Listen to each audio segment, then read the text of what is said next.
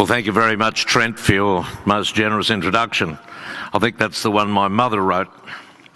And what a wonderful evening. And to honour two great Australians, great agriculturalists, David Raff and Robert Harrison, old friends of mine. I bought bulls from David. They were wonderful bulls, and the influence is still in the herd, I think. And Robert Harrison, or as we know him, Grassy Harrison. We did a lot of work around the world together. We had a lot of wonderful experiences, and there's a lot of stories which I could and won't tell. So relax, Grassy, you're okay. I've been around agriculture all my life, and my family before me.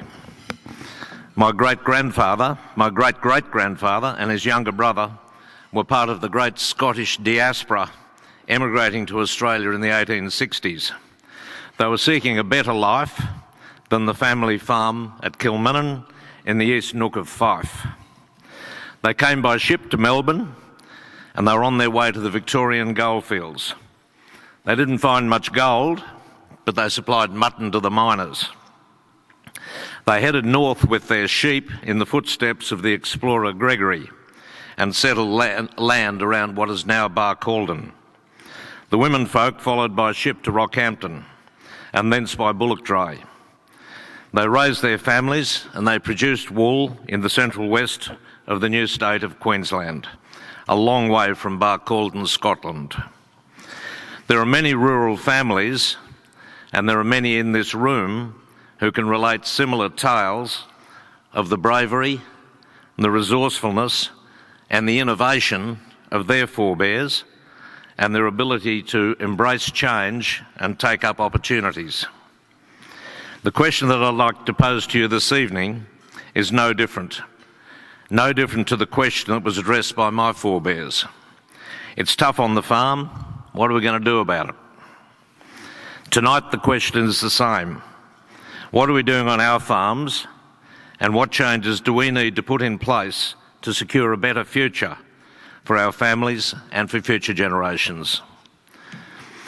My guess is that you've all thought about this, and this is why you're here. It's the reason you've been selected by Nuffield as future industry leaders and innovators. Opportunities emerge from time to time, and in every occasion you can do worse than go and see what the bard said. Shakespeare, there's a tide in the affairs of men which, if taken at the full, will lead to fortune and to fame. My forebears rode that tide when they boarded the ship to Australia. Since then, the tide of Australian agriculture has ebbed and flowed with changing seasons, fluctuating markets and external disruptions, wars, the Great Depression, the global financial crisis, and the current trade uncertainty that surrounds US-China relationships and Brexit. Our farmers have prospered and at times suffered great hardship, but throughout all of this, they've continued to innovate and adapt to these changing externalities. For me, the greatest change that is happening in Australian agriculture now is the paradigm shift from producing what we like to produce to producing what our customers want. Australian agriculture is emerging from a fair average quality mindset, with adversarial supply chains producing bulk commodities. We cannot remain in this basement with competitors who have a cost base that's half of ours. This requires a shift in thinking from supply push to demand pull. And fortunately, this is starting to happen at a time when the Shakespearean tide may be flowing in our favour. Food demand and supply are constantly changing, and population growth and ongoing economic expansion within the Asia-Pacific region is creating volatility and fragmentation, and new opportunities are appearing in food and fibre markets. Not only are there more mouths to feed, we are at the same time witnessing the emergence of a new middle-income demographic who are changing their patterns of consumption. This is creating fractionated market opportunities where there's increasing demand for differentiated quality foods and consumption goods at a range of price points. To ride this tide and grasp these opportunities, there are two imperatives. We need to maintain a laser-like focus on what it is that our customers want, and we need to produce it. As an industry, we need endorsement of the wider community, and to achieve this, we need to speak with one voice, and I'll return to this. Change is the constant. Market price fluctuations in periods of disruption will determine priorities for the allocation of available land, labour and capital. This is Economics 101. This is happening now with the reallocation of water to new crops and with increased grazing in the north of Australia and a shift from grazing to cropping in the south. Economics 102 says that volatility is not all bad. It creates an environment where there is a premium and relative price stability for enterprises that consistently deliver to the needs of discerning customers. Continuing to do what we've always done will have us languishing as price takers, supplying a fair average commodity, as I said earlier, in competition with others who have a lower cost base. This customer focus and product differentiating is driving a fierce determination to embrace innovation and new technologies. It's resulting in continuing changes in the nature of farm enterprises and the migration to locations where there is development opportunity and scale. So in summary, we need to position ourselves at the high-value quality end of emerging markets, supplying end users who have the capacity to pay. To do this, we need short, transparent supply chains and through-chain accountability to our customers, backed by credible verification and traceback. This is our future. So what does it all mean? Quite simply, let's not be complacent. Let's not hide behind slogans.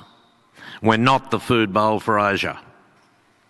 Our target, as has been described by others, should be the delicatessen of Asia, producing new products for customers who can afford the premium.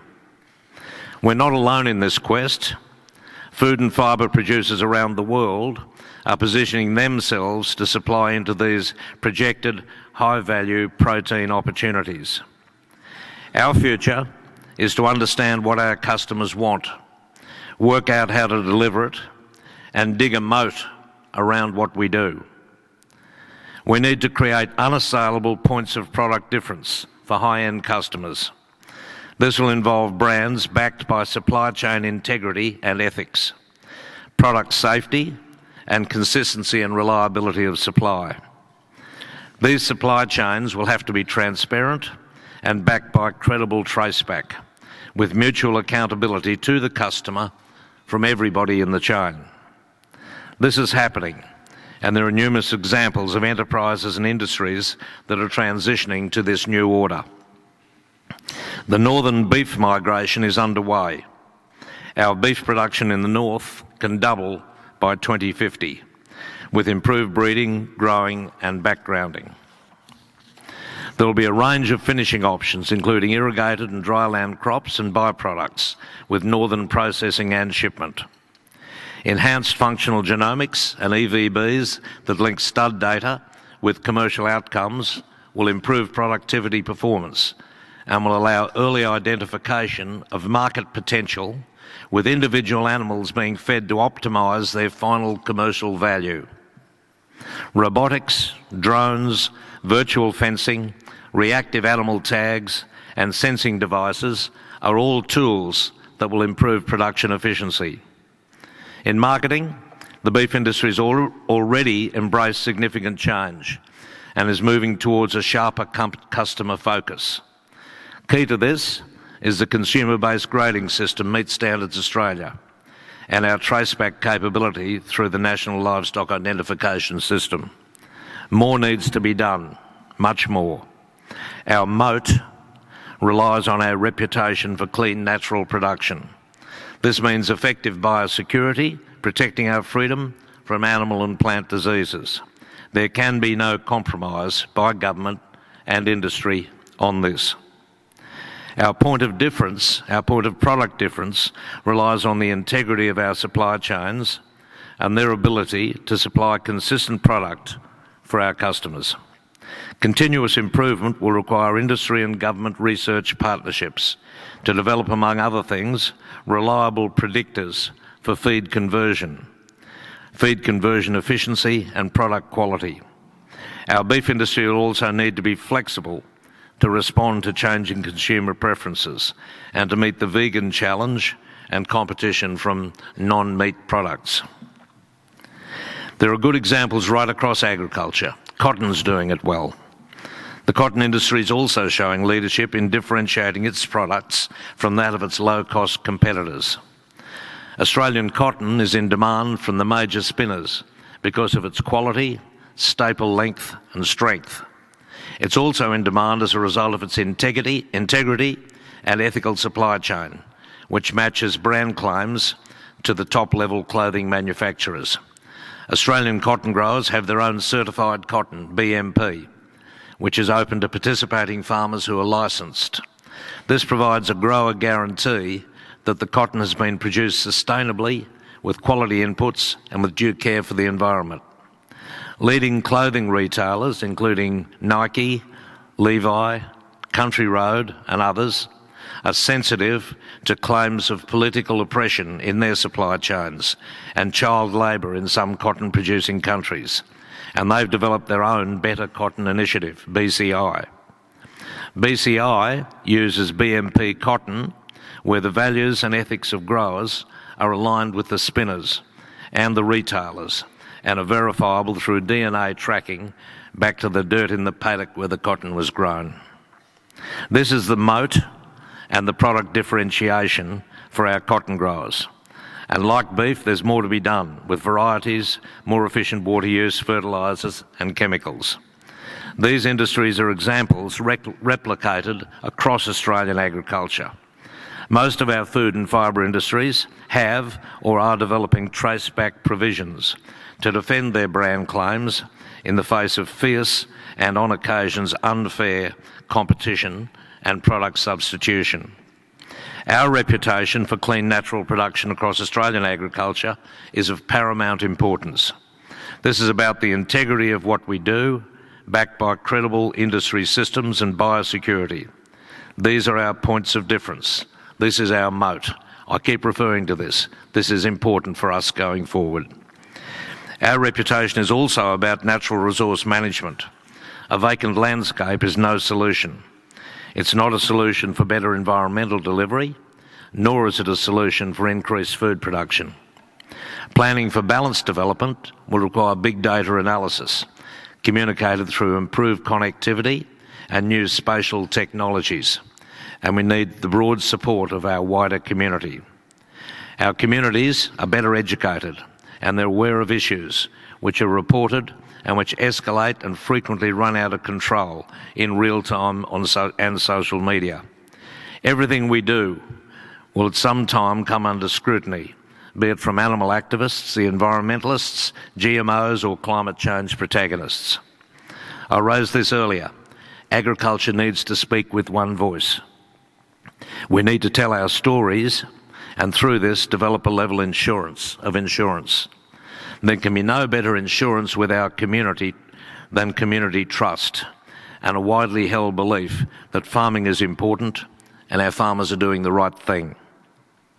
Parallel to this, we need coherent messaging to all tiers of government and the development and advocacy for sound policy settings. Policy settings that reduce the complexity and cost of compliance and empower farmers to get on with the job. My dream is to replace the plethora of industry representation with a single national body with state branches supported by industry committees. I have two brief stories to finish on. One was in Uruguay.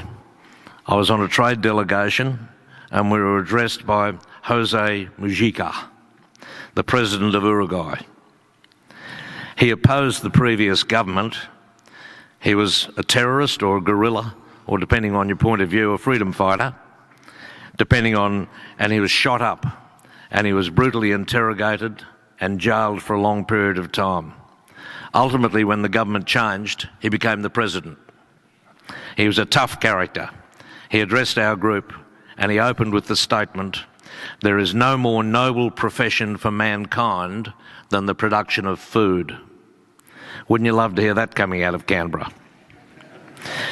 Another short story, I was in New Zealand recently and I asked my taxi driver, what is it that's great about New Zealand, other than the All Blacks, of course? He told me, New Zealand is the most beautiful country in the world. This supports tourism and also allows us to produce the best food in the world. Two things struck me. What a great endorsement when the taxi driver is talking with pride about his country and his country's agriculture. And the other thing was how nice it was to have a taxi driver who spoke English. In closing, we're entering a new and different food and fibre market environment. To take this tide, we must embrace change. We need to focus on the changing needs of our customers, and we need to engage our wider community by telling our stories. I'm confident in the future of Australian agriculture. Thank you, Nuffield, for supporting our young industry leaders. We need to encourage them to seize the opportunities that are out there. Thank you very much.